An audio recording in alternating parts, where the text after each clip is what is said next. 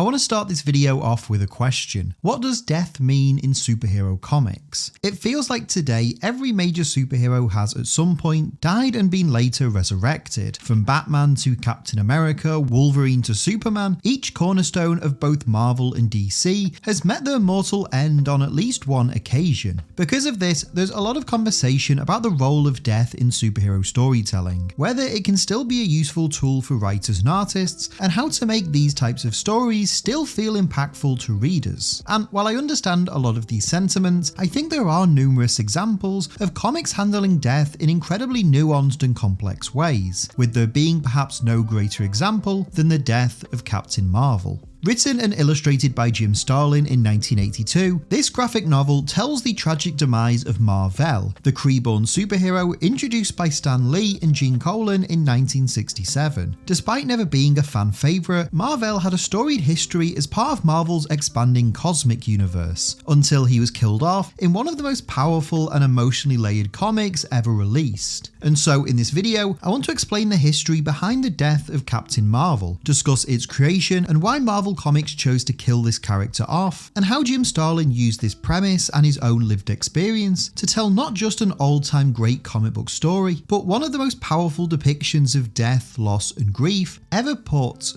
to print.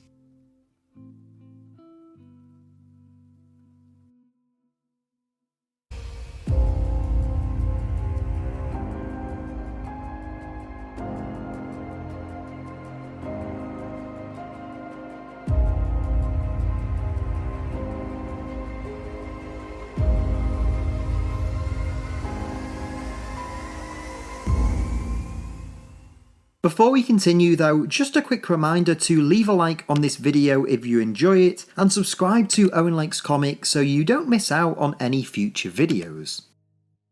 To best explain the significance of the death of Captain Mar-Vell, it's first worth providing some context about the history of the character and why specifically Marvel chose to kill him off. Today, the name Captain Mar-Vell is most associated with Carol Danvers, but although she's been an integral part of the character since the beginning, she was far from the first hero to adopt this name. The origin of Captain Mar-Vell in comics is complicated. As you might know, Fawcett Comics first introduced their captain in 1938, now the hero published by DC as Shazam. Fawcett published their Captain Mar-Vell comics until 1953, following a prolonged legal battle between the company and DC. This void led to several other publishers creating their own characters with this name throughout the 1950s and 60s, from MF Enterprises' Android Hero to the British-based Mar-Vell Man, who later evolved into Alan Moore's acclaimed Miracle Man. It will come as no surprise though that Marvel Comics was also keen to create a character with this name. After obtaining the trademark in the mid-1960s, Stan Lee teamed with artist Gene Colan to introduce Mar-Vell in the pages of Marvel Superheroes number 12 from December 1967. In his early appearances, Mar-Vell was a Kree spy sent to Earth, who quickly defected and instead chose to protect the planet from both his homeworld and other extraterrestrial threats. He adopted the human identity of Dr. Walter Lawson and was quickly joined by Carol Danvers as Miss Mar-Vell. However, despite an intriguing premise, Captain Mar-Vell failed to resonate with readers. Keen to avoid cancelling the series and allowing their trademark to lapse though, Marvel hired various writers to try and rework this hero, giving him new powers, redesigned costumes, and various different status quos. After the team of Roy Thomas and Gil Kane took over the Captain Mar-Vell title, they established that Mar-Vell had been banished to the negative zone and was forced to bond with teenager Rick Jones, with whom he could swap places with using his nega bands. This change not only gave the book a younger POV character, but also brought Mar-Vell's incarnation closer to the original version from Fawcett. Despite this era establishing a long friendship between Mar-Vell and Rick Jones though, which would influence several future iterations of Captain Mar-Vell, the character continued to struggle with popularity. In 1972, Marvel handed the series over to writer-artist Jim Starlin, who had begun to establish himself as an architect of the company's cosmic universe. Having created characters like Thanos and Drax the Destroyer, Starlin seemed like the logical choice to spearhead this title. Starlin's revamp gradually took Captain Mar-Vell into a darker direction, with his run expanding on Mar-Vell's role in the larger universe and establishing Thanos as his main antagonist. While Starlin's tenure is often regarded as the most consistent, the Captain Marvel series still never quite found its audience, with incoming editor-in-chief Jim Shooter choosing to cancel the series in the summer of 1979. As such, Mar-Vell remained without a solo title going into the early 1980s. However, this period coincided with Shooter also developing a brand new initiative for the company, graphic novels. Today, the term graphic novel is used pretty interchangeably with comics. It often refers to an original or self-contained story published separately to a character's ongoing monthly series. While the term rose to prominence later in the 1980s, thanks to books like Watchmen, Mouse, and The Dark Knight Returns, Shooter first conceived of a line of Marvel graphic novels as early as 1979. Drawing inspiration from European-style graphic albums, he outlined a series of special, one-shot, oversized books that could stray away from Marvel's usual approach to superhero storytelling, and tell darker, more complex tales with its various characters. This led to Shooter proposing a graphic novel that would feature Mar-Vell's death, as they had already begun planning on introducing a new version of Captain Marvel, eventually asking Jim Starlin to return to the character and tell his final story. Starlin, having lost his father to cancer only a year earlier, agreed to work on the project, seeking to provide both a fitting epilogue to this often overlooked hero and also channel his own grief and emotions into this groundbreaking graphic novel. Starlin would serve as both writer and artist and was joined by colorist Steve Olive and letterer James Novak. When first developing the idea, Starlin's initial drafts focused on Mar-Vell dying in a heroic blaze of glory, but he later reworked the idea into a more somber and realistic depiction of death that reflected his own lived experiences. And then on the 12th of January 1982, Marvel's first foray into graphic novels was officially released. Sporting an ominous cover designed to evoke Michelangelo's Pieta, it was instantly recognised that this wasn't any ordinary superhero comic, and would instead be one of the most powerful and touching eulogies to a fictional character ever published. The story of the death of Captain Marvel actually begins several years earlier, in the pages of Captain Marvel issue 34 from June of 1974. Co-written by Steve Englehart and Jim Starlin and illustrated by Starlin, this comic sees the villain Nitro steal a dangerous nerve gas called Compound 13. Mar-Vell tries to stop him, and while preventing the gas's release, accidentally breathes some of it in himself. These events were seemingly a normal adventure for Captain Marvel, with his solo series continuing for another 5 years, but it would form the basis of Starlin's somber and emotional farewell. The comic opens with Mar-Vell narrating a journal of his life, recounting his origins as a Kree soldier, his journey to Earth and becoming a superhero, and the many friends and allies he's made along the way. He explains that Thanos had recently been killed during a battle with Adam Warlock and is now turned to stone, with Mar-Vell travelling to Titan to collect his body alongside his brother Eros and father Mentor. On Titan, they find Thanos' body but are attacked by a group of the Mad Titan's acolytes, who refuse to accept that their leader is now dead. Mar-Vell defeats the acolytes but is visibly weakened afterwards, prompting Mentor to examine him and discover that Mar-Vell is sick with a disease, known on Titan as the Inner Decay, on the Kree homeworld as the Blackened, and on Earth as Cancer. Mentor states that the hero has mere months to live, as Mar-Vell realises that his exposure to Compound 13 is likely what caused this cancer to develop. As he processes this revelation, Mar-Vell meets with his love Elysius and explains the news, while Mentor vows to cure his longtime friend. Captain Marvel then returns to Earth and reunites with Rick Jones, both to alert him of his condition and also to warn him because of their former bond. Rick is understandably heartbroken and refuses to accept that Captain Marvel can die, pledging to unite the world's heroes to develop a cure. While Mar-Vell spends his final months on Titan with Elysius, Rick assembles the Avengers, the Fantastic Four, and the other great minds of the Marvel Universe to try and save their fellow hero. However, they ultimately discover that Mar-Vell's negabands are affecting his cancer, initially keeping it from spreading, but also stopping any potential treatment. Eventually, the heroes are called to Titan as Mar-Vell's health deteriorates. As everyone from Spider-Man to Drax the Destroyer to the Fantastic Four all arrive to pay their respects, the heroes are suddenly joined by representatives from the Skrull Empire. The Skrulls explain that although they're sworn enemies with the Kree, they respect Mar-Vell for his unwavering heroism and dedication to protecting others, bestowing him their highest medal of honor. Mar-Vell is touched by this gesture, all while noting that his own people haven't made contact or even acknowledged his fate. At midnight, Captain Marvel falls into a coma where he experiences a vision of Thanos, with his arch enemy standing opposite him and ordering him to rise. Mar-Vell dons his costume and battles the Mad Titan, as villains from his past all reappear alongside him. This last hurrah leads to Mar-Vell and Thanos journeying to the heart of the universe, where Thanos explains that a hero of his stature must die in battle. The conflict is eventually interrupted by Death, who appears before them and offers to take Mar-Vell to the afterlife. Upon reflecting on his life and all of his accomplishments, Mar-Vell willingly takes Death's hand and the trio walk united into the afterlife. Back in the real world, Captain Marvel's heart monitor flatlines and Mentor covers his body and declares him to have passed. The final page then depicts a funeral for the hero on Titan, as each corner of the Marvel Universe pays their respects to this fallen hero, while his logo shines bright as the star above them.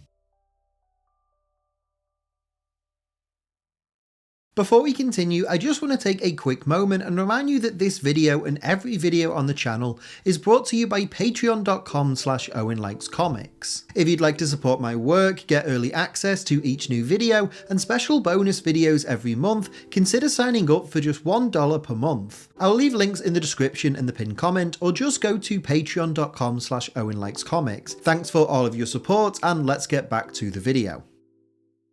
With Mar-Vell laid to rest in the book's closing moments, Marvel Comics officially retired the character soon after. Still to this day, the original Captain Marvel has never been resurrected, and has only made a small handful of appearances in other comics, either in dream sequences, flashbacks, or as an impersonation by a Skrull during Secret Invasion. In a genre that so often uses character deaths as a shocking twist or a get-out-of-jail-free card, Mar-Vell's passing remains one of the only of its kind, a death not through heroic sacrifice or bombastic action, but through normal and relatable means, and more importantly, a death that is actually permanent. Mar-Vell's tragic end paved the way for the company to introduce several other characters who would adopt the Captain Marvel title. Only 9 months after the hero was killed, Roger Stern and John Romita Jr. created Monica Rambeau in Amazing Spider-Man Annual No. 16, who served as Captain Marvel throughout the 1980s and 90s, becoming a long-standing member of the Avengers and appearing in high-profile crossovers like 1984's Secret Wars. After Monica later changed her name to Photon, the team of Ron Mars and Ron Lim created Genis-Vell, the genetically engineered son of Mar-Vell and Elysius, who first appeared in 1993's Silver Surfer Annual No. 6. Genis' time as Captain Marvel was largely written by Peter David, focusing on Genis living up to his father's legacy and re-establish the bond between Captain Marvel and Rick Jones. This period would also introduce Genis' sister Sylar-Vell, who debuted in late 2003 and also briefly took over the Captain Marvel persona. However, perhaps the best known character to adopt this name is Carol Danvers. Danvers, the original Miss Marvel, played a notable role in many of Mar-Vell's early stories, serving as a longtime ally and partner up until the character's death. Throughout the later decades, Carol took on various new identities such as Warbird and Binary, before becoming Captain Marvel in 2012, with a new ongoing series from writer Kelly Sue DeConnick. Since then, Carol has remained Captain Marvel and been a core part of the larger Marvel universe, both on the printed page and in the MCU. Therefore, although Mar-Vell himself was a somewhat misunderstood character, never able to fully reach his potential, Captain Marvel did over time become an integral part of the company's interconnected storytelling, with every new comic series and big budget film adding to the legacy kick-started by this fallen hero. Additionally, the death of Captain Marvel also further established its creator, Jim Starlin. As noted previously, this work was a deeply personal project for Starlin, both as the culmination of his long-standing saga with the company's cosmic characters and his own way of processing the recent death of his father. The graphic novel's success and critical acclaim, therefore, certified him as one of the defining writers of the 1980s. Through the deaths of both Mar-Vell and Thanos, Starlin also developed a reputation for killing major characters in his runs, a trend that was only emphasized when he took over writing Batman in 1988 and oversaw the murder of Jason Todd in A Death in the Family. In 1991, Starlin would return to Marvel and team with artist George Perez and Ron Lim for the Infinity Gauntlet. This crossover storyline reintroduced Thanos and saw the Mad Titan collect the Infinity Gems to eradicate half of the universe, before being stopped by the combined might of the Avengers, Adam Warlock, and other spacebound heroes from Starlin's earlier works.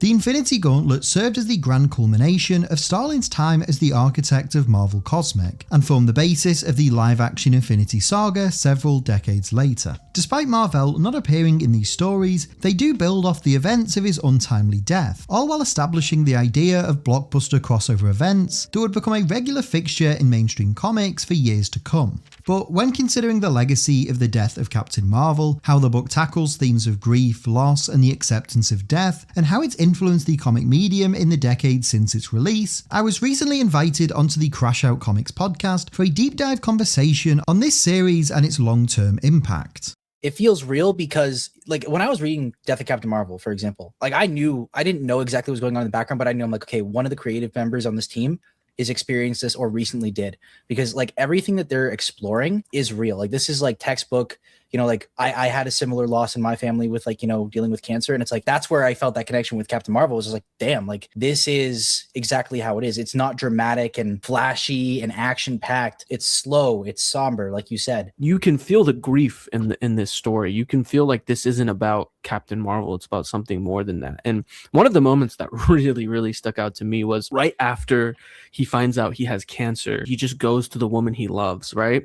And there's no text. I think it's just a 9-panel grid. And he just looks at her and they just hold each other in this like moment of complete silence. And it feels so like raw. It's beautiful. It's just, I don't know how to explain it. It's not, I wouldn't like, it can be a tearjerker. It's just walking you through what, with the context that Owen added, what we can only assume that Starlin was going through. Even if you've never read a Captain Mar-Vell comic before this, you immediately like sympathize and empathize with this character, and you get what he's going through. But it's also like a celebration of Captain Mar-Vell. Like, I love the fact that this book is both a really serious study of grief and death using all-powerful superheroes, but it's also like a really heartfelt celebration of a character that never quite got his moment, if that makes sense. I think that adds to the kind of overarching sense of melancholy to it, is the fact that this is a character that didn't get to have his defining adventure before he passed away. The old theme of Mar-Vell was like the world outside your window. And some of my favorite moments in the story are those kind of real moments. Like when Rick Jones yells at all of the Avengers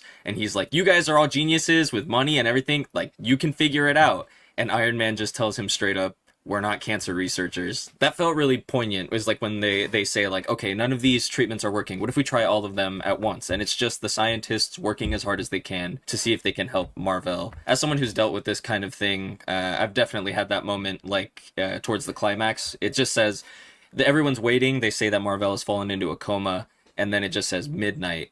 And it's that shot of everyone crowded around the bed. And it's almost like you can feel the silence, but you can also hear how loud it is. There's just something about it that hits really, really poignant. But I also like those grandiose moments. The payoff with Thanos. It's almost this crazy, you don't even know what to expect. But it just, like, the panel show, it says, like, Thanos is walking through this hall, and suddenly the hall's not stone anymore, it's wood. Thanos has that denial that Mar-Vell should have. Death shouldn't be something sad and somber, even though that's the core of this book, because there is something else that this book is too. He never had that defining moment, so Thanos gives it to him here. And I really like that, where he tells him to rise, and Mar-Vell feels ready to fight the day. One of the best things about this book, which is that Mar-Vell is still dead. It would have been very easy for a few years later for Mar-Vell to just bring him back with a new #1, and it sells, and now the character's a success. But I'm so fascinated by the fact that this is like the one death in comics that stuck. I think that like it's no coincidence that Starlin would later write the death of Jason Todd, but yet Jason doesn't stay dead. Yeah. And loads of writers have done great stuff with Jason since he's come back, but instead Mar-Vell just made other Captain Mar-Vells. He gains a lot more significance and impact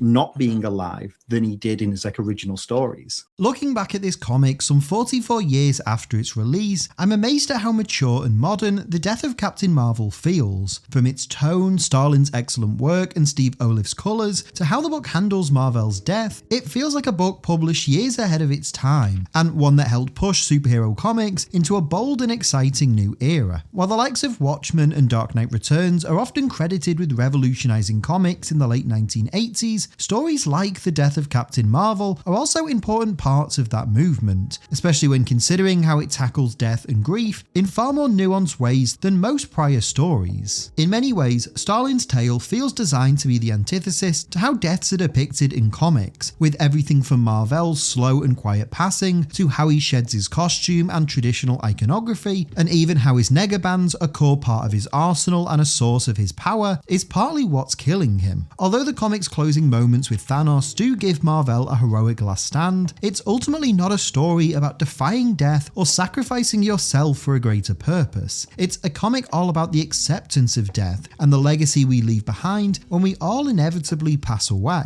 Compared to most other stories of this kind, the death of Captain Mar-Vell trades the spectacle and bombast for introspection, subtlety, and genuine emotion. And in a genre where death increasingly feels like little more than a plot device, the fact that Captain Mar-Vell has remained deceased for 4 decades only gives this story even more emotional weight, serving as one of a small handful of instances where death in comics feels as final and impactful as it often does in the world outside our windows. Personally, I'm a huge fan of this story. In addition to helping launch Marvel's foray into graphic novels, it also gave this unsung hero the definitive story that he had lacked throughout the previous 2 decades. In his final moment, Captain Mar-Vell evolved from a meandering superhero struggling to remain relevant to, even only for a brief moment, the beating heart of the entire Marvel universe, and someone who others would strive to uphold the legacy of for countless generations. In short, the death of Captain Mar-Vell isn't just a quintessential comic of the early 1980s and one of Jim Starlin's greatest ever works, it's easily one of the best and emotionally gripping depictions of death ever published in a mainstream comic. It reminds us that even our greatest heroes are ultimately mortal, but also that death isn't truly the end, as long as we're remembered by those that we touched along the way.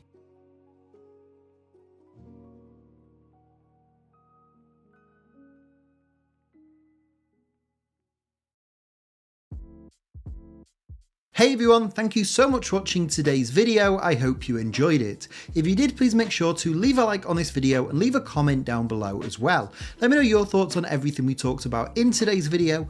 I can't wait to hear what you have to say as always. If you're new to Owen Likes Comics, please make sure to hit the subscribe button and the notify bell so you don't miss out on any future videos. And if you enjoyed this and you want some more, there should be some other videos on screen right now that you might also enjoy. If you want to help support the channel and help me make more videos, you can do so by going over to patreon.com/OwenLikesComics, or if you just want some more of me, you can follow me on Twitter, Instagram and Blue Sky, just at Owen Likes Comics. But that's all for this video. Again, thank you all so much for watching. I hope you enjoyed it, and hopefully I will see you next time. But until then, take care and keep reading.